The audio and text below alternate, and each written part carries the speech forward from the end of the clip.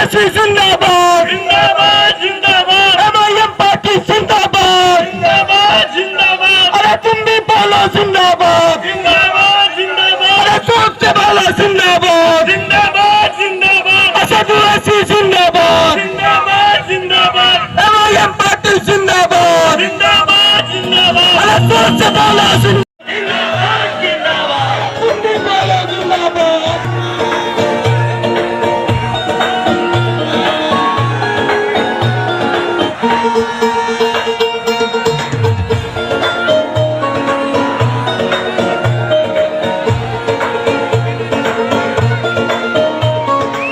माशाअल्लाह आपके सामने मजलिस इत्तेहादुल मुस्लिमीन के सदर आली जनाब रजिस्ट्रार सदुद्दीन अनैसी साहब तशरीफ ला चुके हैं। समाज का होगा और दो अति पिछड़ा समाज के रहेंगे। ये हमारी कोशिश है, ये हमारी कोशिश है, ये हमारा ख्वाब है कि इंशाअल्लाह ताला उत्तर प्रदेश में अगर बाबू सिंह कुशवाहा मुख्यमंत्री बनेंगे तो उनके साथ इंशाअल्लाह ताला एक मुसलमान भी डिप्टी सीएम रहेगा 5 साल के लिए। मेरे अजीज दोस्तों और बुजुर्गों, आप जानते हैं कि जब वो ये बात हम आपसे कर रहे हैं, ना बसपा, ना समाजवादी पार्टी, ना आरएलडी कभी भी ये आपसे नहीं कहेंगे कि वो अति पिछड़ा समाज के लोगों को या अल्पसंख्यक समाज के किसी शख्स को मुसलमान को डिप्टी चीफ मिनिस्टर बनाएंगे।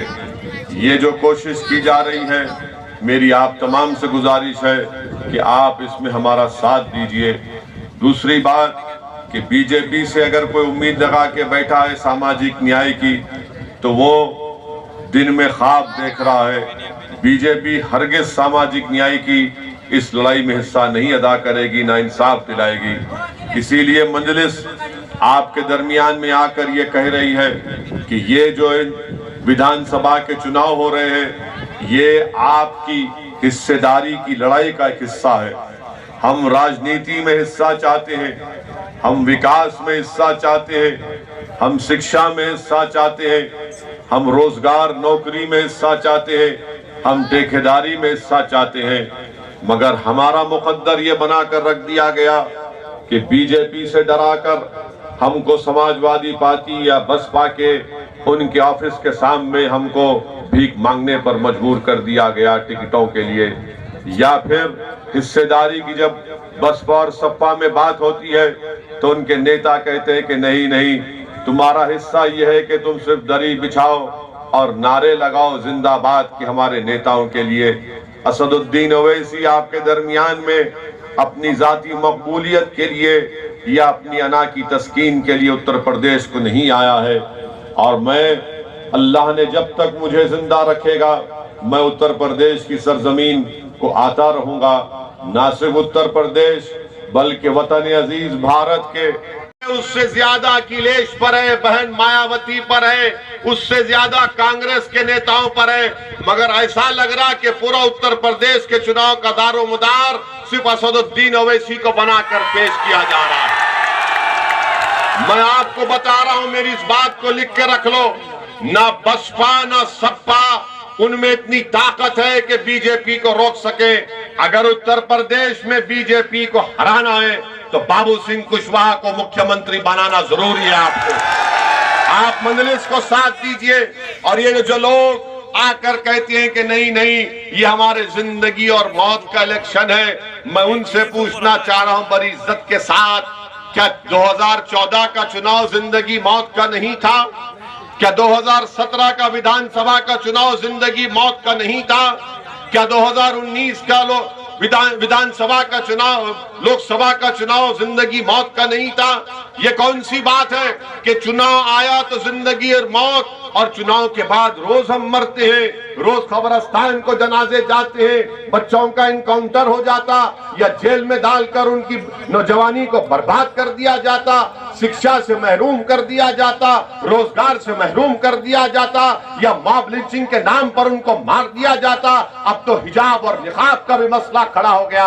याद रखो, जिंदगी में ये तमाम नसीबो फराज आएंगे, मगर ये जो लोग आकर कहते हैं कि सिर्फ चुनाव जिंदगी और मौत का मामला है, अरे हमारे लिए तो रोज का दिन एक जंग का माहौल हो जाता है। रोज हमको कुछ ना कुछ मसले मसाइल का सामना करना पड़ता है। इसीलिए हम आपसे अपील कर रहे हैं कि आपको अपने एक सियासी नेता को बनाना पड़ेगा जो सपा और बसपा की गुलामी से आजाद रहे, जो उसकी जबान पर आपकी तकलीफ रहे, गरीब मजलूमों की तकलीफ रहे। इसीलिए आपसे अपील कर रहे हैं कि 14 तारीख के दिन, 14 फरवरी के दिन सुबह में अपने घर से निकलकर आप अपना एक वोट पतंग के निशान पर बटन दबाकर अपने इत्तेहाद का सबूत दीजिए और हमारी बात को यहाँ पर मुस्लिम महिलाओं को बहनों बेटियों को ट्रिपल तलाक की बात की। हिजाब तुम्हारे कहाँ का? अब आप जुमले ऐड कर रहे हैं प्रधानमंत्री के मुंह में। अरे इतना भी तारीफ मत करिए। अच्छा, उन्नाव के मसले पर क्या कहेंगे? उन्नाव वाला जो मसला हुआ है, क्या हुआ है? जो समाजवादी पार्टी के पूर्व मंत्री के बेटे पर जो आरोप है, वहाँ पर जो बेटी की लाश मिली है, वहाँ पर 2 महीने बाद उसी मंत्री के प्लॉट से। भाई आराम से कर लो यार, आराम से लगा के बात कर लो। जो मैडम नीचे कर लो, थोड़ी मुंह में जा रही है, नीचे करो आईडी। और हाथ छोड़ो ना, मैंने हाथ एक कर लिया। आराम से कर लो यार, आराम से, कोई वो जा रहे नहीं, आराम से कर लो सुकून से। एक इंतजार किया जाए क्योंकि कर्नाटक हाईवे ने सोमवार तक का वक्त दिया। कर्नाटक माइक मुंह के ऊपर मत लगाओ। इंटरिम ऑर्डर यार आप लोगों का ही माइक जा रहा है, हमारा देखो कहाँ है। ये देखिए कि वो fundamental interim order fundamental rights के खिलाफ जाता है और पिटिशनर ने सुप्रीम कोर्ट में अपील करके अच्छा किया है। और हम सुप्रीम कोर्ट तय करेगा कब सुनेंगे। बस नहीं, किसी जैसे किसी निजी संस्थान के अंदर ये कहा जाता है कि ड्रेस लागू है, तो फिर की परीक्षा संविधान स्कूल में कॉलेज में होता है, कंट्री है। अगर आपने नहीं देखा घूंघट पहन के वोट डाल रही थी महिलाएं, सर उसको क्या बोलेंगे आप? नहीं सर, अच्छा योगी आदित्यनाथ नहीं बढ़ता है, होमोजीनियस हो जाएंगे क्या? नहीं, अगर नहीं बढ़ता है तो सुनिए, बस सुन ले। उत्तर प्रदेश के मुख्यमंत्री से जब सवाल किया एक जर्नलिस्ट ने हिंदुस्तान टाइम्स के, तो उन्होंने कहा मेरी जाति है। डिप्टी सीएम कहते हैं कि हाँ एक ब्राह्मण सुपीरियर कास्ट है, उनको सिखाइए ना। अरे आप